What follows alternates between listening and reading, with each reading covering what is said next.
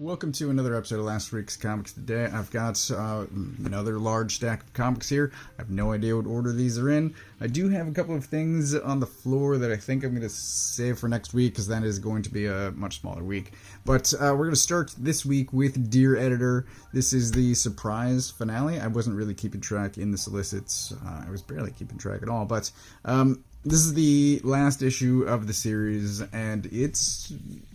This whole series has just been absolutely wild. I recommend it if you are looking for something new or something that you haven't read before, because I guarantee this is that.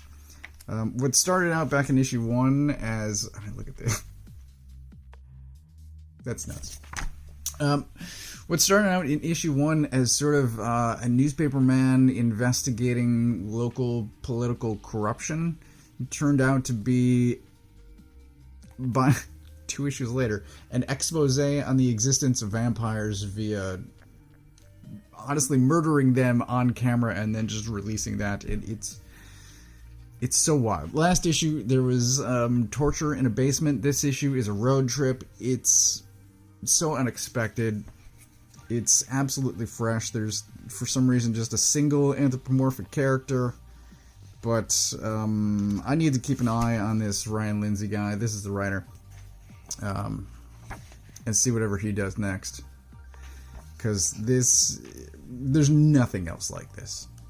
Again, if you're interested, give this a try. I'm not familiar with Mad Cave. There's not even a publisher logo on this.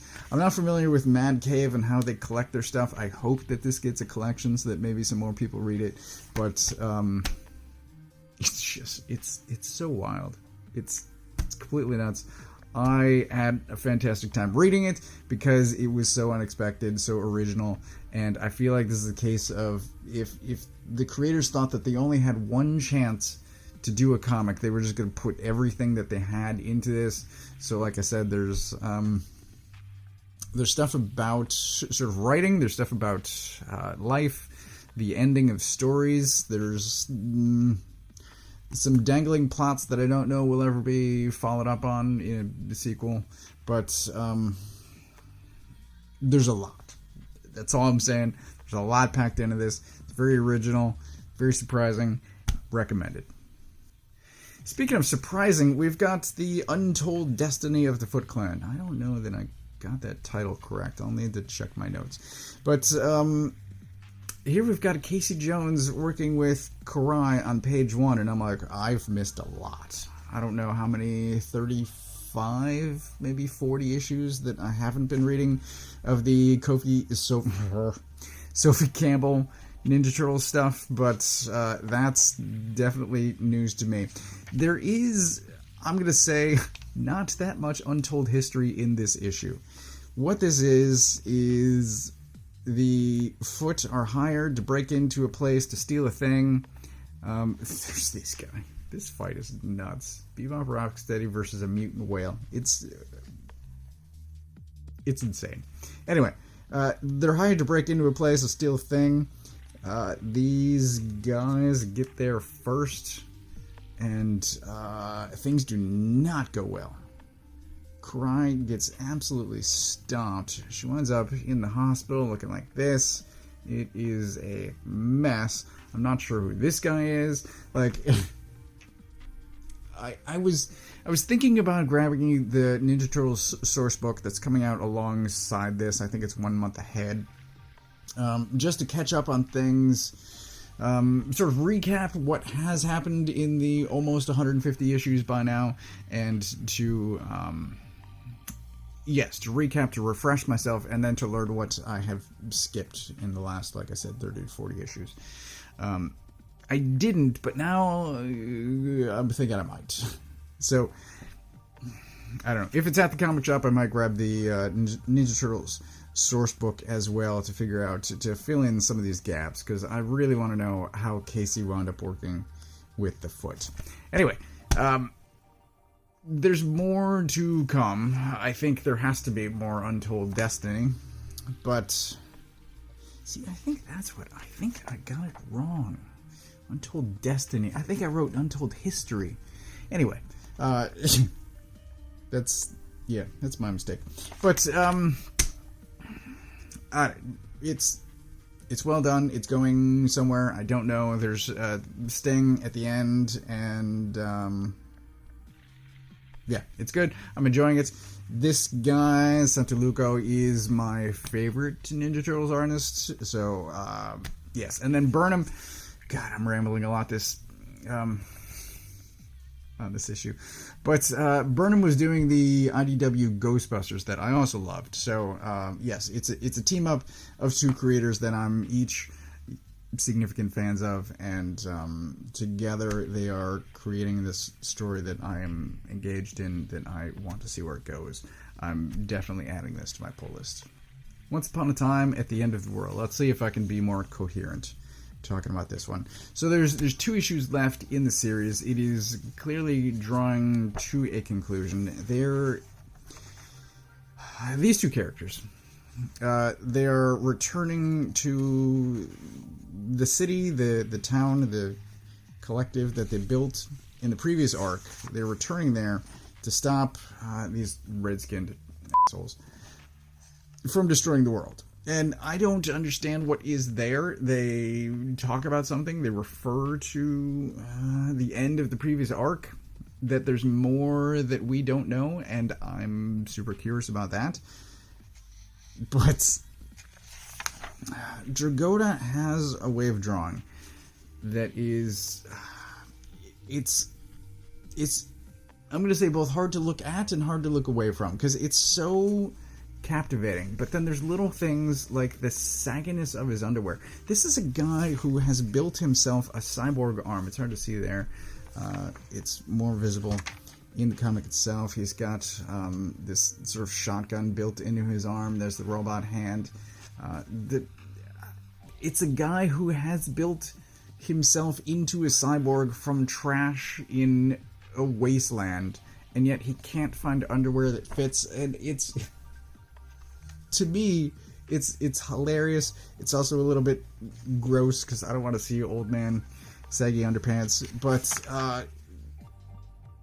it's always been the story of these two characters, and they remain compelling.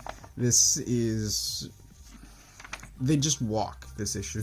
This issue is just walking. It sounds like Hobbit or Lord of the Rings. But there's redskin guys. Yeah, it's just walking, and they're not even talking that much to each other. A lot of it's done in these thought balloons, and it's just fantastic. It's super well done. I very much want to see how this book ends, and it's glorious. Highly recommended, as always, but it's great. I don't know. I want to praise it more, and I'm just at a loss for words. Hellblazer, issue 3, and I think this is an 8-issue series, so this overall shape of the story is coming into focus, at least for me.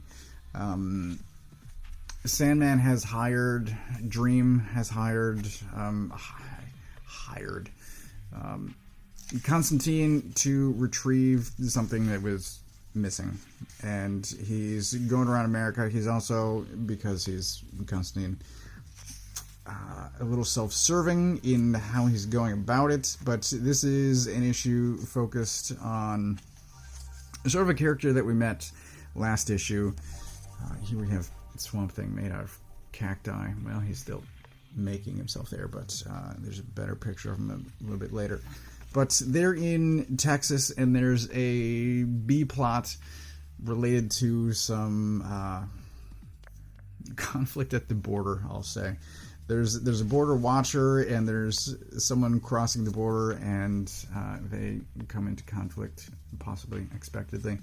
But there's a lot of commentary in here about the American dream, about what that means to different people, about both sides of that border. I was talking last week, about dollars per minute, or minutes per dollar, and this issue is dense. There's a lot to read, there's a lot to absorb, there's a lot of things to think about after you've finished reading the comic. It's just really well done. I hope people are reading this because it's fantastic. It's just fantastic comics. There he is. Cacti thing. One other thing that I wanted to bring up is there's quite a bit in here about Pecos Bill, and I didn't know that much about Pecos Bill. Maybe because I'm from the north, I knew more about Paul Bunyan, but I found even the information about Pecos Bill to be super interesting. It's just really well done. Once again, highly recommended. Midlife, issue 6, or How to Hero at 50. This is another surprise because what I didn't know is whether this was supposed to be an ongoing or if this was a mini-series. And we get to the end here, not the end. So that's good to know. I wish sometimes publishers, creators would be more upfront about this stuff. Whatever. There is an ending, but not, I'm going to say, the ending, because there's more to the story. I think the main guy... Let me back up. A lot of the story is about Hereditary. This guy has some fire control abilities. Not really fire powers, but he has the control over fire. And the hereditary nature of that as coming from his father, I'm going to say. So... he also has kids, and like the whole series, I'm expecting at some point that they're gonna get to the kids, and like the kids also have powers, and then now that I'm saying that, it just sounds like Kirkman's firepower, but they still don't get to that point yet. And as I said, it's the resolution to a story, but not the story, and it's well done. It's funny. It's action-packed. There's a standoff between some government people, and there's a guy held hostage, and it's really well done. Again, also highly recommended. World's Finest, issue 25. Mora is not the main artist on this, which I find a little bit weird because it's like one of these anniversary issues. It's issue 25.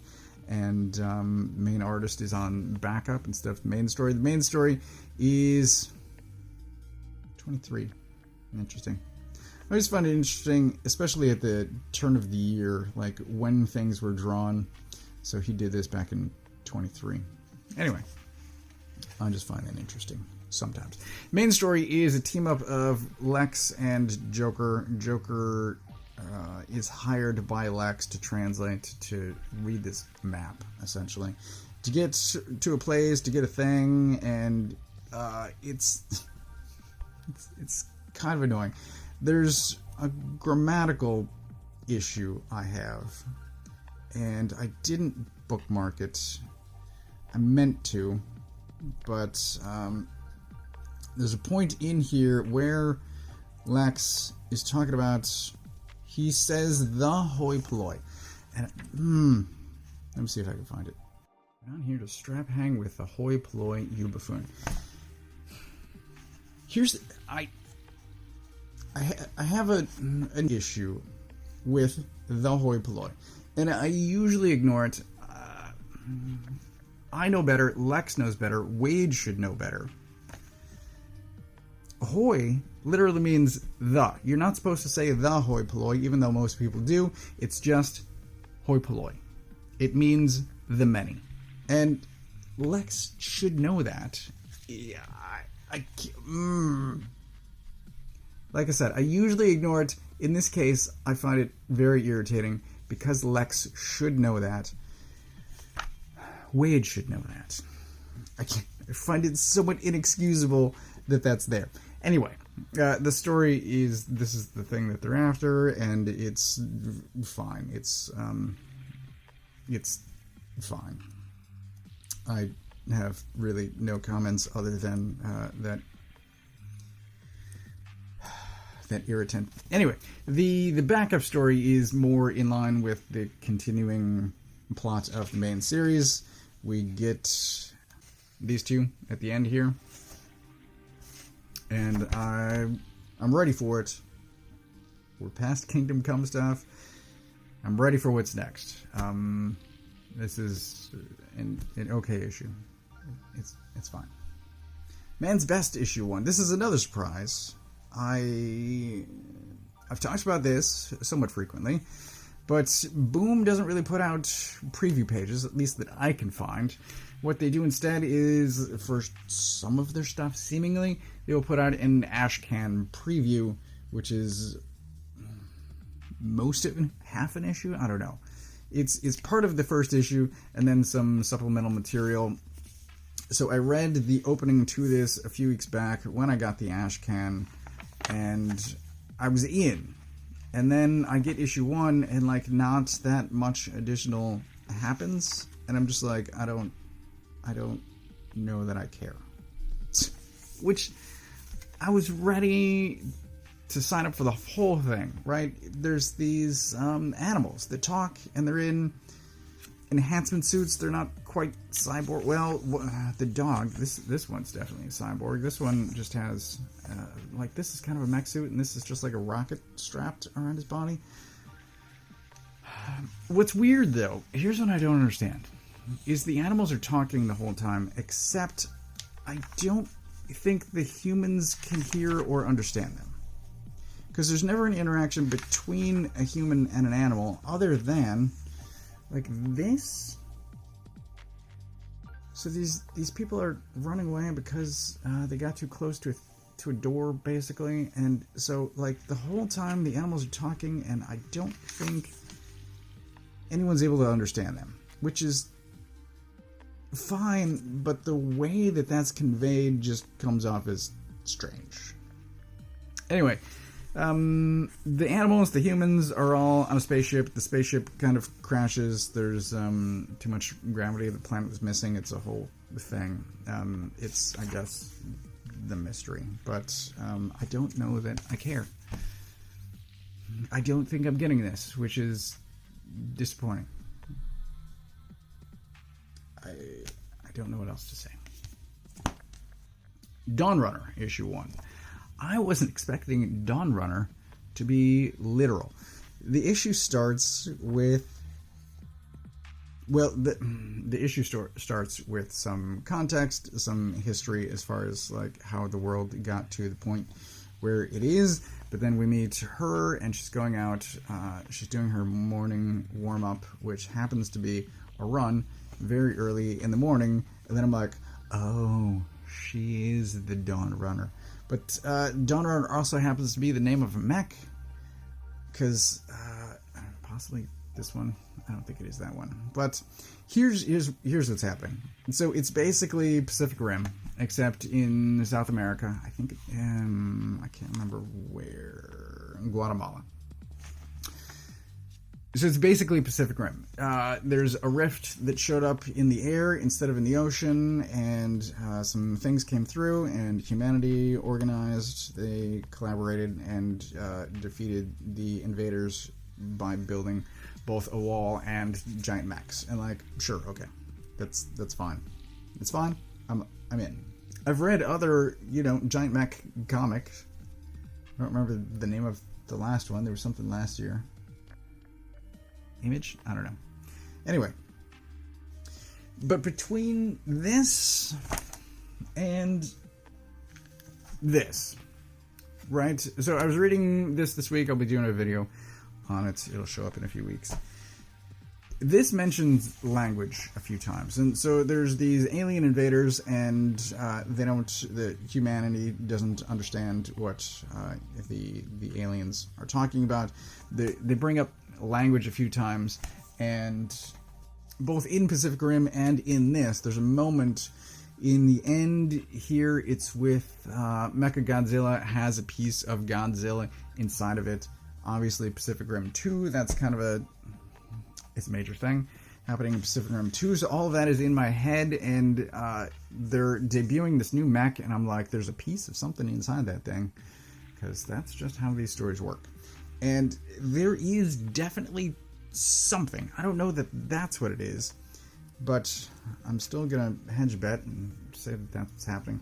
Because what does happen This sequence I find a little bit strange because we have sound effects up until this point, and then suddenly the fight starts, and then there are no sound effects, and I found that slightly strange. Anyway, so our character from the beginning is in this mech suit. She goes out to fight one of these aliens, giant aliens, and weirdness starts happening. So this is what happens. And then we transition from her in green over to this guy, and it's a very different setting. It's possibly a different time period. I can't quite figure it out, but he's got some problems, and there's this sort of overlapping dialogue where this is someone talking to her where he is or when he is, because I'm for the moment I'm going to say that time might be a factor as well, and then this happens, and there it's really overlapping. So it's compelling. I want to see where it goes. Possibly everything goes to shit in issue 2. I don't know, but so far I'm at least signing up for issue 2. The art's gorgeous. The writing is good. I want to see where it goes, but it could go either way. Cobra Commander issue 3. This one also surprised me, because in this issue I sort of had the sense that Cobra Commander wasn't really the main character of the series. By the end of it, I was convinced that yes, he is, but this issue is very Dreadnought heavy. She unveils the Energon cube, the juice, of course, but this is very much Dreadnoks interrogating, torturing Cobra Commander, and it came off as weird to me. And this I find hilarious. He's got this blood smeared smiley face on his chrome faceplate for the rest of the issue, but this happens. I don't know. I found this issue weird, and I'm trying to remember. I've talked about my memory just from month to month. This seems like an odd reveal of Energon. I don't know. It's very strange. I don't know. I don't know. This issue, very weird. I'll probably finish off the series. It's not enough to get me to stop reading it. It's just, it's weird. It seems like a clash.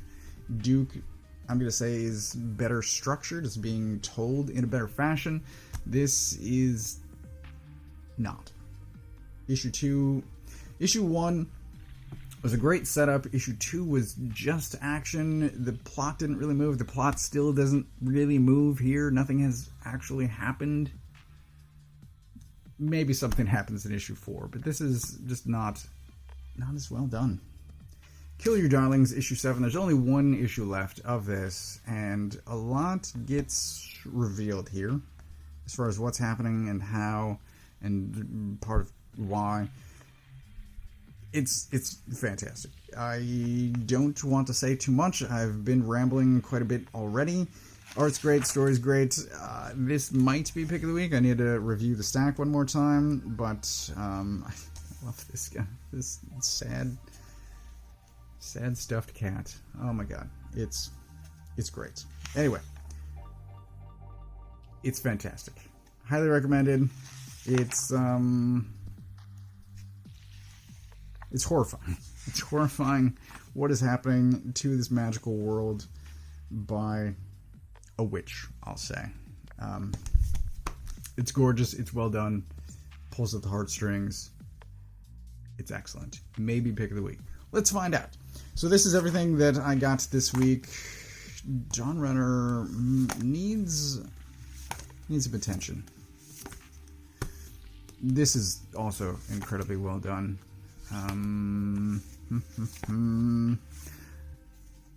Let's see. So Sandman, for sure. Dawnrunner, I'm going to give honorable mention. Yeah, I'm going to give pick of the week to Hellblazer, actually. With an honorable mention to Dawnrunner. Maybe some people will check that out. But Hellblazer is just, I mean, there's a ton to dig into here. The art's fantastic. There's just a ton of story, of history, of things to think about, like I said, once you finish reading the book that, at least for me, are lingering in my brain. So, Hellblazer gets pick of the week. I think I said this. Again, a lot of rambling this episode, but I get all my books from a local comic shop, except for those on the floor. If you don't know where yours is, you can use this URL to find the one closest to you. Thanks for watching.